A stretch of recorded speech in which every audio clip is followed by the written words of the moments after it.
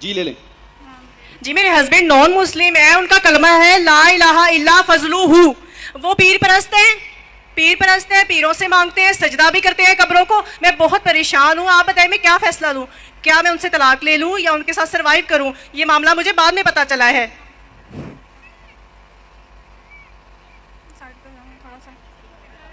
بہن نے کہا کہ ان کے جو شوہر ہے وہ پیر پرست ہے, انہیں بعد میں معلوم پڑا, تو میں کیا کروں؟ آپ اگر ان کی اہلیہ ہے, آپ پہ فرض ہوتا ہے کہ آپ انہیں اسلام کی صحیح دعوت دیں, آپ ان کو قرآن اور صحیح حدیث کی طرف لے کے آئیے. یہ آپ کا فرض ہے. بہت سمجھایا ہے, حدیثیں بول کے آپ نے سوال پوچھ لیا, ابھی آپ جواب سنیے. آپ بیچ میں اگر انٹرجیکٹ کریں گے تو میں جواب نہیں دے سکوں گا. آپ نے سوال پوچھ لیے, ابھی آپ کا سوال ختم.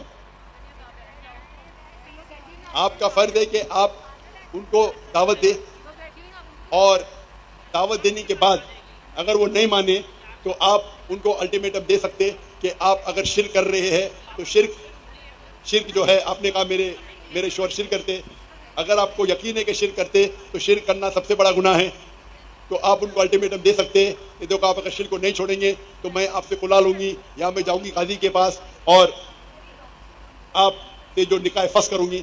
یہ اسلام شریعت کی اجازت ہے کہ آپ کھلا لے سکتے ہیں یا نکاح فسخ کر سکتے ہیں.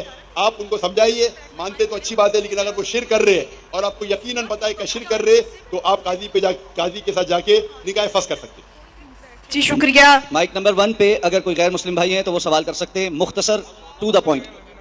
نہیں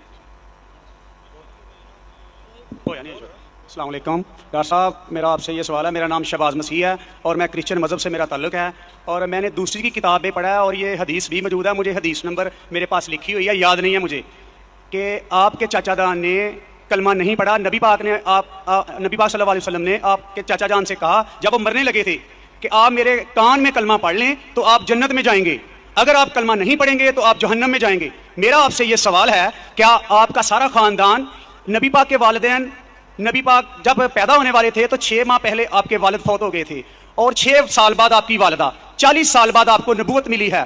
میرا آپ سے یہ سوال ہے کہ کیا نبی پاک کے چچا جان اور والدین جنت میں جائیں گے یا جہنم میں؟ نہیں یہ سوال ہے بیٹا. جی یہ میں نے پڑھا ہے نا. بھائی صاحب کا سوال ہے کہ محمد صلی اللہ علیہ وسلم کو نبوت 40 سال میں ملی, ان کے خاندان والے, چاچا جان, ان کی والدہ, ان کے والد کیا جہنم میں جائیں گے یا جنت میں جائیں گے؟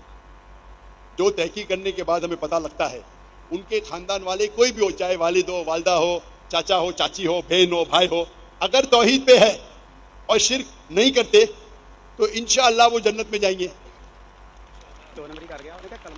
اللہ کے رسول کے آنے کے پہلے, اللہ کے رسول نبوت اعلان کرنے کے پہلے اگر کوئی شخص اللہ پہ یقین رکھتا ہے, ایک اللہ کی عبادت کرتا ہے اور شرک نہیں کرتا ہے, اس ٹائم اللہ کے رسول نے نبوت کا دعویٰ نہیں کیا تھا, تو نبوت ضروری نہیں تھی کہ محمد صلی اللہ علیہ وسلم پہ ماننا جنت میں جانے کے لیے. اس وقت آپ کو ماننا چاہیے کہ اللہ ایک ہے, اللہ کے ساتھ کسی کو شریک نہیں کرنا چاہیے. اس وقت کے پیغمبر, اگر وہ دور تھا عیسیٰ علیہ السلام کا تو آپ کو ماننا چاہیے عیسیٰ علیہ السلام پیغمبر ہے. اگر وہ دور تھا موسیٰ علیہ السلام کا تو ماننا چاہیے موسیٰ علیہ السلام پیغمبر ہے. اگر کوئی دوسرا دور تھا, لیکن لازم ہے کہ آپ کو ماننا چاہیے کہ اللہ ایک ہے اور اس کے ساتھ کسی اور کو شریک نہ کرنا چاہیے. تو آپ کس کی بھی تحقیق کرو, والد, والدہ, بھائی, بہن, جو بھی ہے, آپ نے جو ذکر کیا, تو اگر ان کے رشتہ دار, چاہے والد ہو یا والدہ, چاہے بھائی ہو یا بہن, چاہے چاچا ہو چاچی, کوئی بھی ہو, اگر شرک کرتے ہیں, ایک اللہ کی عبادت نہیں کرتے, تو وہ جنت میں نہیں جائیں گے, جہنم میں جائیں گے.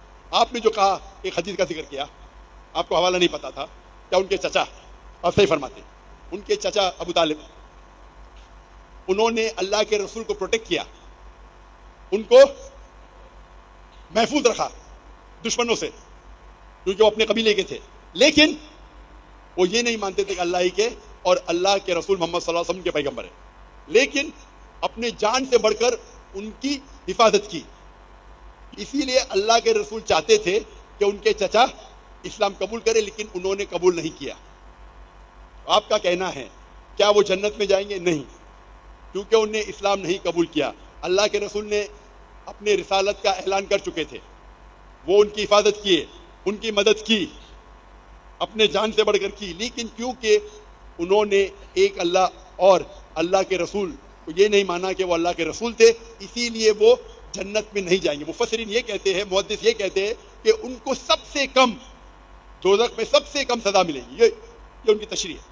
لیکن چونکہ وہ اللہ کے رسول کے پیغام کو ایکسیپٹ نہیں کیے, وہ نہیں مانتے تھے کہ محمد صلی اللہ علیہ وسلم اللہ کے رسول ہے, اسی لیے وہ جہنم میں جائیں گے. تو رشتہ دار ہونے کی وجہ سے کوئی اللہ کے رسول کے یا کوئی اچھے انسان کے آپ کو جنت نہیں ملیں گی. جنت میں جاننے کے لیے آپ کو ماننا پڑے گا کہ اللہ ایک ہے اور اللہ کے آخری رسول محمد صلی اللہ علیہ وسلم.